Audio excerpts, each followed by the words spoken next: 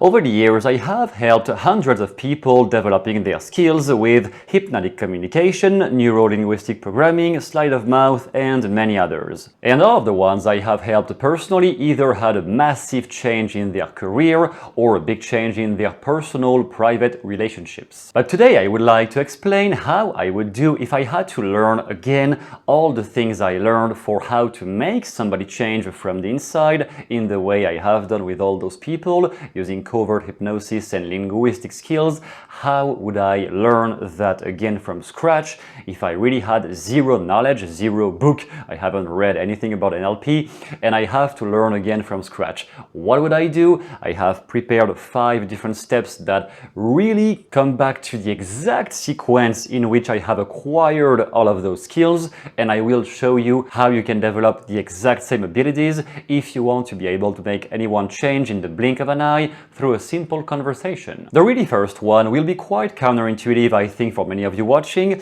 because it is not about hypnotizing others, it is about hypnotizing yourself first.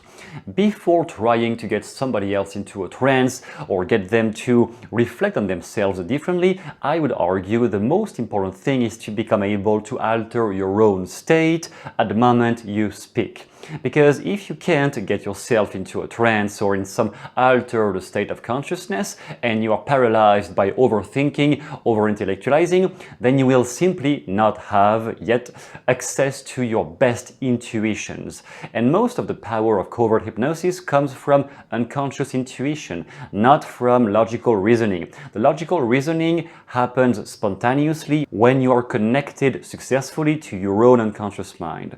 That is kind of mind-bending for people who are not used to it, I know, but basically you loosen up, you relax the attempt of your conscious mind to control everything you say so that you get access to those kind of supernatural intuition sometimes, because a few times I really said a few things to people that there was no way I could have knowledge about those things in their life, and they looked at me like as if I was a ghost because I said a few things, I'm not even sure how I knew them about their life.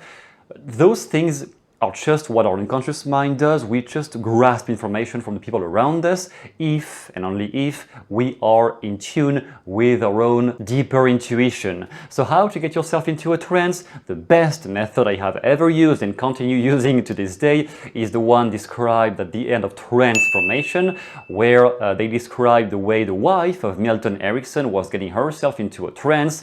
I have made many videos on this. You can watch them on my channel. Basically, get used to put yourself in a trance more often, maybe once every 2 days, just to relax and recharge, reload your brain. At some point, that the ability to get back into that state will become natural and you won't have to think about it anymore. It will become a habit whenever you want to get somebody else in that state in turn. The second step is to identify resistance points.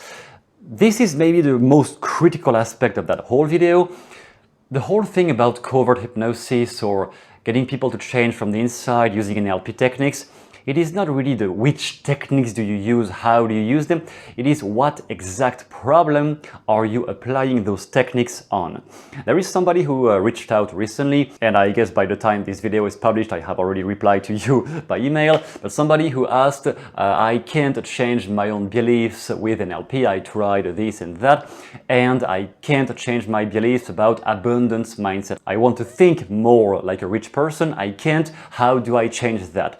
And with all the things that he described, the best intuition I had was that this guy did not need more techniques. He needed to apply maybe the same techniques, but on another belief, because he did not target the right belief if nothing changed after the first few attempts. NLP was never meant to take a long time to work. If it is not working after 2 or 3 sessions, you are simply either not with the right coach or you are not applying it to the right problem. So figuring out on which exact problem do I need to apply change is much more relevant than with how do I master this technique, that technique, this anchoring, this submodalities.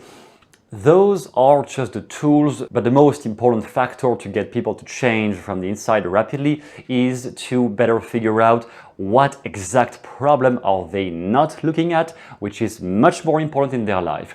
And I developed the ability to notice, to spot those things by checking for inconsistency, logical inconsistencies in their dialogue. What I am calling an inconsistency here is quite simple. It is nothing more than what do they say they are blocked by, what do they say is impossible for them, which is not impossible for everyone around. What do they claim is blocked in their life, it cannot change, whereas for other people around, it is possible that it can change. Why are they different? And this is where I fish for inconsistencies. The main tool, therefore, to develop that ability is called the NLP meta model that you probably know about. And if you just want an acceleration of this and how to use only the phrases that will allow you to spot those hidden blockages in people's minds, you can just check in my book at the end of every chapter. You have 10 language patterns that will give you exactly what you need to know to ask people the right things so that they unveil those deep unconscious blockages, those limiting beliefs, and the things that they need to act upon that they are not acting on. Once you have identified the actual real problem they are not looking at and that they need to change, then we can apply any sort of hypnotic processes. Before that phase, just trying to hypnotize someone and let them change, yeah, I would say that can work, but my favorite method is still to identify at least what is the one thing they are not looking at that requires change. And once I have identified this by fishing for inconsistencies in their dialogue, then I can apply any sort of hypnotic process so that they change. Then step number 3, we get much more technical right now. It is to the art of telling simple stories that lead to new realizations. You might just tell a hypnotic story with 3 steps in mind. The first one is to use the present state. What are they blocked by right now? What is their problem? Then you describe a resource. Oh, someday I met a hypnotist. Oh, someday my wife told me something and it changed my life. Oh, someday I read that book about NLP and it made me think differently. That's called a resource. What kind of resource makes you jump from present state to desired state? And then you describe the solution, the result, the end result. So a simple hypnotic story I might tell you, if you tell me that you have trouble losing weight, I might simply say, you know, Robert, one time I was kind of chubby when I was in college, which is actually real. I was really chubby and people were mocking me because I had a belly fat and stuff. So I described the present state that this guy can refer to because he's struggling with his weight. Then I say, someday I found a way to link physical activities with things I was passionate about, because I always had some interest in martial arts and I developed a huge passion to go to the gym more often, because that one gym I found one teacher who really understood me and my problems, emotional problems in my case, and he guided me to get more motivated about sports. Then I lost 45 pounds in 1 year, which is actually the truth. So that is a whole hypnotic story in the way I just told it right now. Instead of telling you, oh, someday I lost weight. No, I am guiding your mind through what your conscious problem is right now, then a resource, whichever it is, even if it is not something you can use yourself, but at least I am leading your mind through the possibility of a change, and then I describe the end situation. What does it look like once the problem is solved? I lost weight, girls looking at me all the time in high school. That was real too. I had never had any girl looking at me before that phase. So I can use that process with anything. Give me a subject, give me a topic you're blocked by. I can improvise those short stories anywhere at any time with anybody. I developed that skill, and that really helped me to guide people away from their limitations without resistance. Because whenever you start a story, people's conscious mind tends to shut down because they just want to figure out where are you leading with this. What is the end of the story? That is called an open loop. The conscious mind can't stand not knowing what comes next.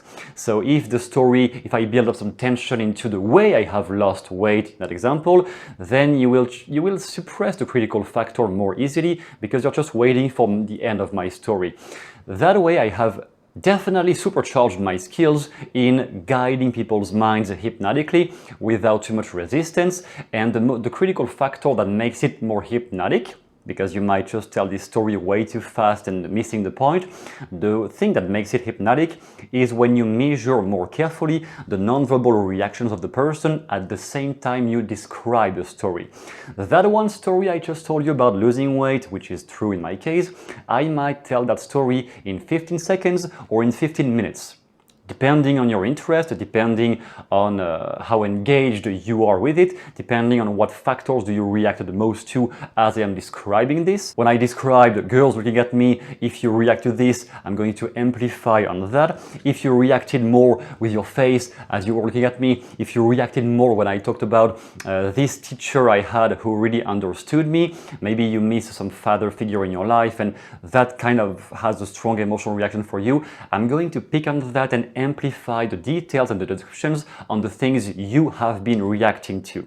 So again, measuring facial reactions at the same time you speak, if you're not in a trance state yourself, that is going to be a shitload of information to figure out, way too much to be effective. So you have to get yourself in a relaxed, loosened up state so that you notice those small reactions from the person you are hypnotizing at the same time you speak, and then adapt the length of your stories, adapt your suggestions based on what they react the most to. Then step number 4, this is getting into the much more advanced things I have had trouble developing back in the day. So I'm putting this at the step 4 because I definitely was not able to do that in the very beginning.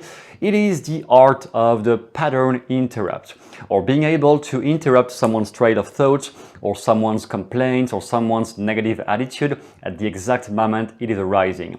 And that is quite uncomfortable because when people are in pain in front of us, we have trouble to just tell them to stop bullshitting themselves. Some guys I have helped, hi Mike, some guys don't really have trouble to do this. Many people have trouble to act more confrontational in a therapy session because they are afraid of being offensive to their clients. However, if you really want to get people to change, some people have such a strong ego and so many years of built-up bullshit conditioning about I cannot change because I'm different, that if you never interrupt them in the face, sometimes nothing will ever change. So it is quite uncomfortable in the beginning, but the point is having a few sentences that will really catch them off guard, like I need to tell you something you will not like. And I pause here. And this one is rather soft, but the point is still to tell something quite confrontational just after I said it. So I might tell them, all the things you're telling me right now to me are just bullshit. And I'm going to tell you why. I'm going to explain. That's a shock, and people come to you for therapy. They didn't come to be insulted, but if they are just looping in circles and whatever you say to help them, they are just moving into a different direction to avoid the uncomfortable feelings, at some point I am going to challenge them in a harsh way just to make them lose that tough shell attitude and make them connect with their actual feelings that they didn't want me to see because they were afraid of appearing vulnerable. Or another one might be, this has nothing to do with what I am asking you. So I ask a question, they ramble about tons of stuff, and then I interrupt them. What you just said for the past 5 minutes, this has nothing to do with what I am asking you. I have been asking you, are you happy right now?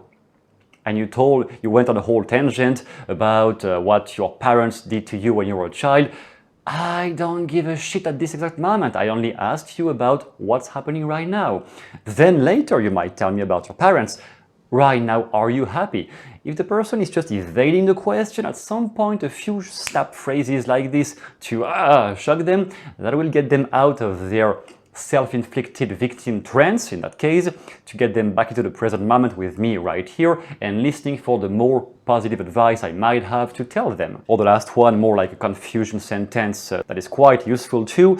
What is it that you didn't want to say when you came here today? As you came to me in my office today, what was it you did not want to say? So double negations in one sentence are quite confusing, and the confusion language is something I happen to be talented with So sorry, I'm not saying it is easy for everyone to use that.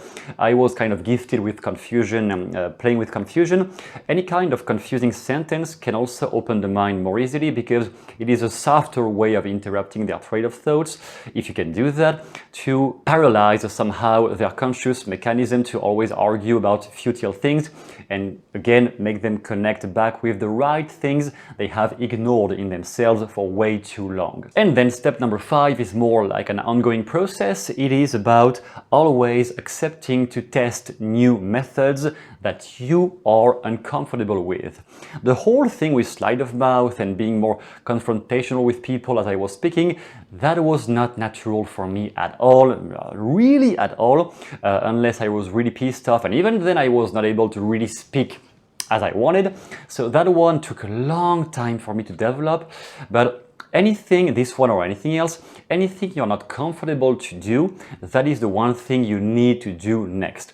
I have helped people who told me NLP is quite simple, but hypnosis is way out of my league, way too complicated. And I met others, also like me, for whom hypnosis was the easiest thing ever, whereas the more tactical NLP thing, way more complicated, and I had a lot more trouble to apply that in a real session. So everyone has their own the things they are more talented with or they have more ease to apply.